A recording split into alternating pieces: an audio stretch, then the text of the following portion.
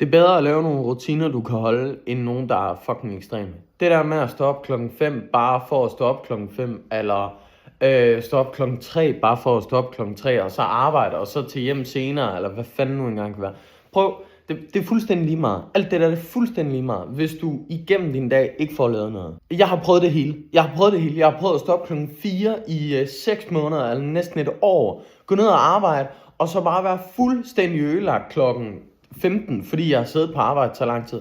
Og ja, man får nået noget i det der forum, der hedder 5-7 eller 5-8, men resten af dagen er man så fucking ristet, fordi man er så træt.